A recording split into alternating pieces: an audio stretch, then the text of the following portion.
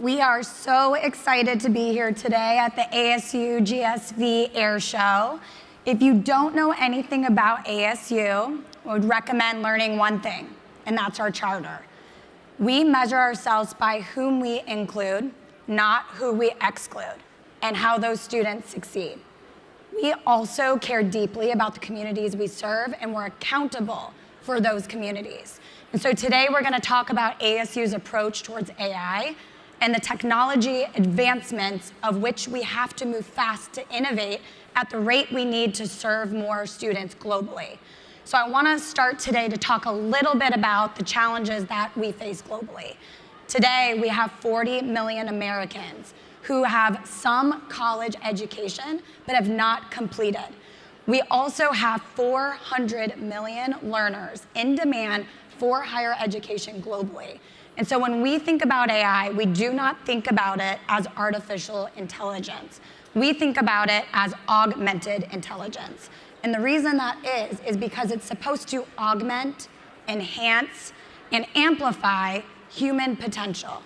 And so as we think about AI and the future of which we are moving toward, Elizabeth, I'd love to hear more about how ASU is uniquely approaching AI within the university.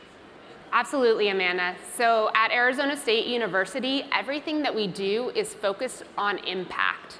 So for us, we really look across our broader landscape and we look at the challenges we're facing, we look at the opportunities that we see in scale, how to serve our students in better ways. And instead of painting the whole world with generative AI, we look for that perfect intersection between where we have a challenge, we have an opportunity, and AI is that correct solution for that challenge.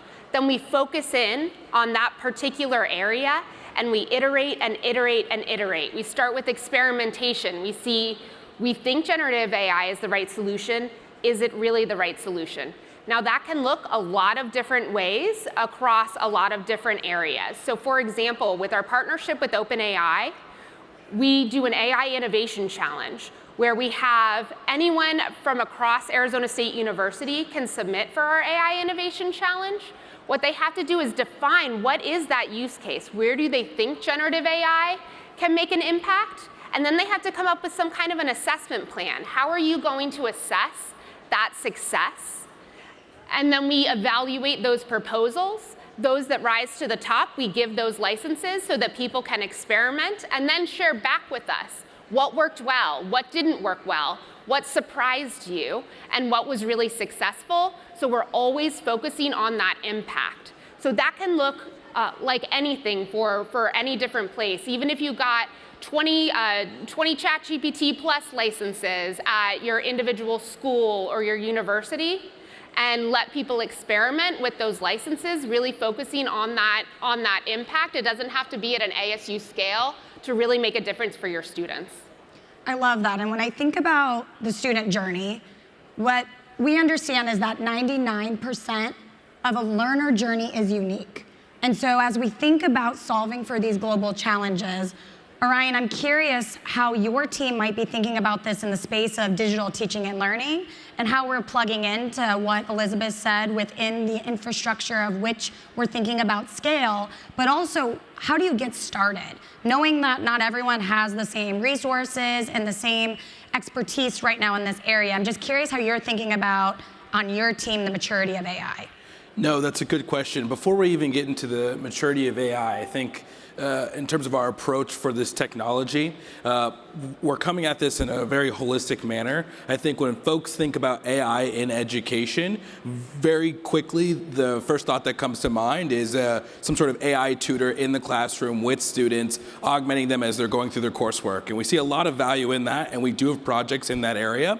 However, we need to be thinking about the entire student journey, to your point, and not only students supporting them inside and outside the classroom, but also supporting our faculty and supporting our staff to augment the entire ASU online ecosystem to bring efficiencies to everyone.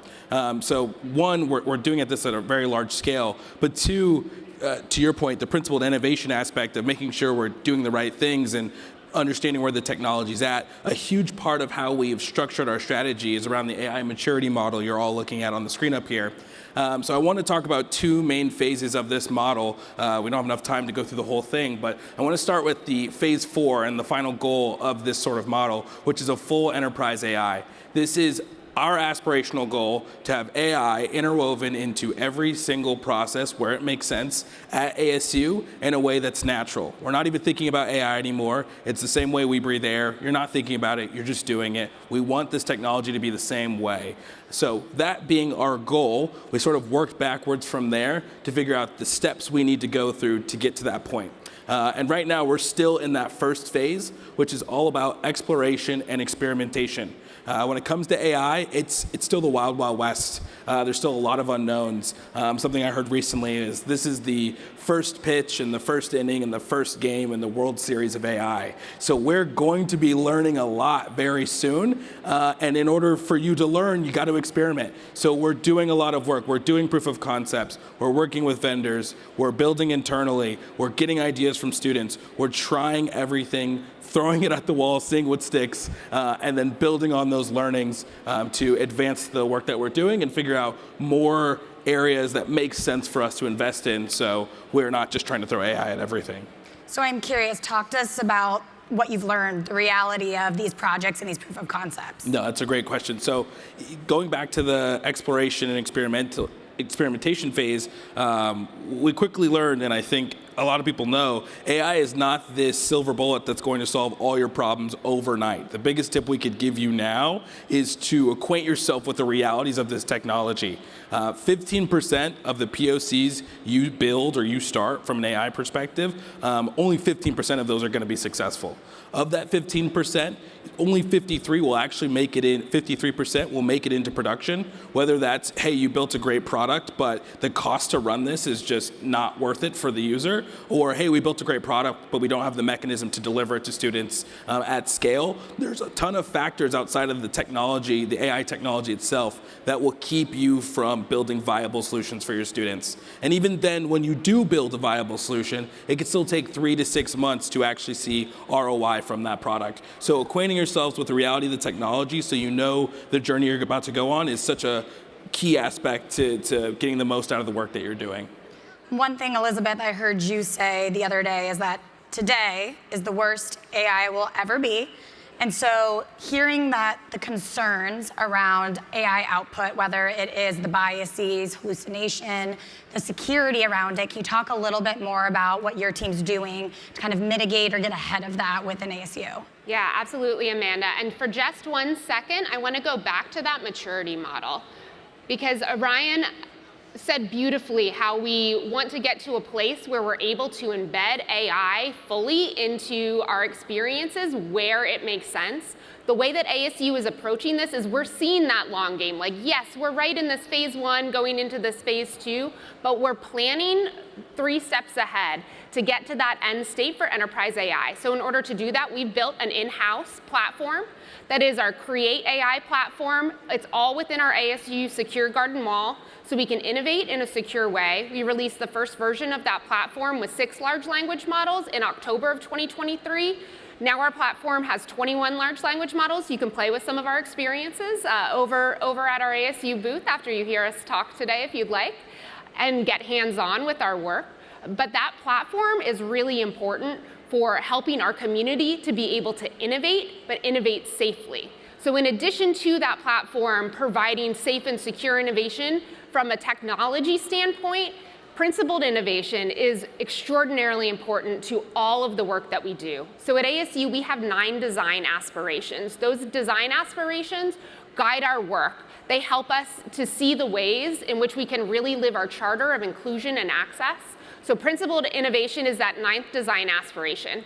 There's a few ways that we hold ourselves accountable to principled innovation. Some of them do require a lot of technology that we have at ASU, we're very lucky to, but some are not technology solutions. So for example, we have our Faculty Ethics Committee on AI Technology that meets and helps to set some guiding principles for what are the ways that we can interact and build technology in ethical ways, respecting consent, respecting the privacy and safety of our students.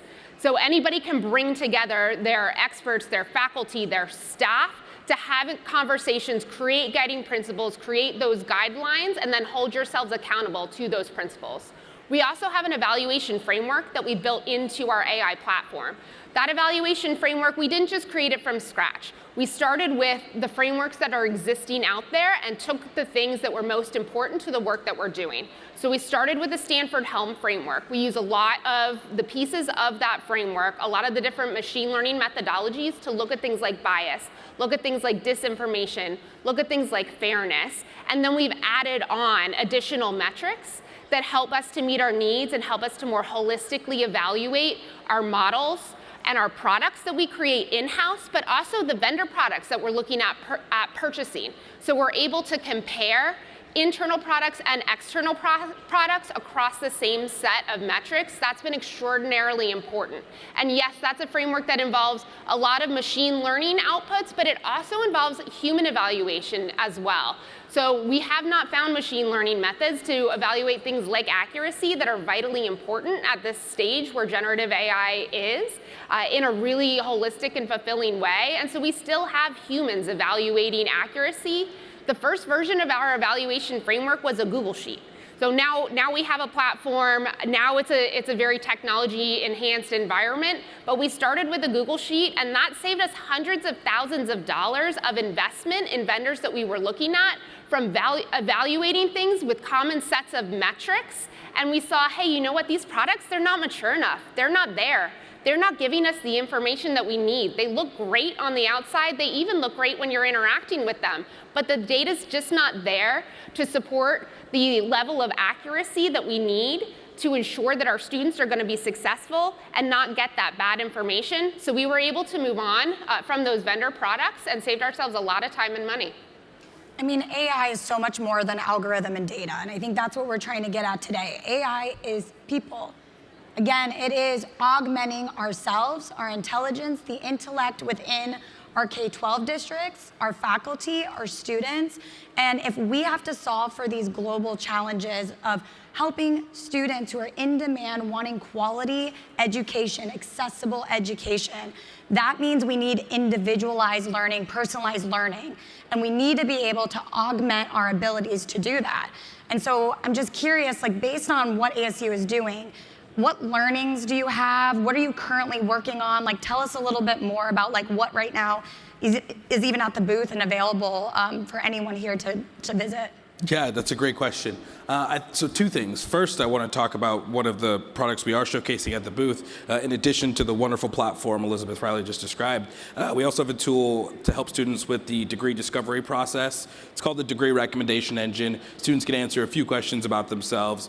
With that data we collect, we can actually start to pair them with degrees, not only showcase degrees that are a good fit for them, but using generative AI, we can also produce a description that explains why that degree is a good fit for the student. The student said you wanted X with the goal to achieve Y. Well, this degree offers X and will help you get to Y through these means. So it's a really, really fantastic tool, I think. If you want to check it out, it's at the booth. But the thing that we learned the most about this tool is obviously, when you talk about AI, the big concerning things that come to mind are like bias, accuracy, like you were mentioning, averting risk. You know, most of us are at some sort of educational institution.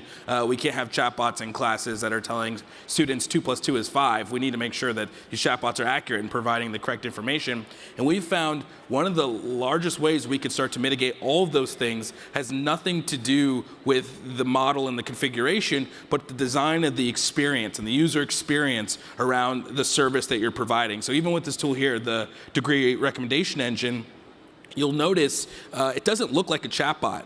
It looks like a quiz, like you've seen before if you've gone on BuzzFeed. It's the exact same thing. However, the back end and the logic behind it is the exact same thing as something you would find in ChatGPT.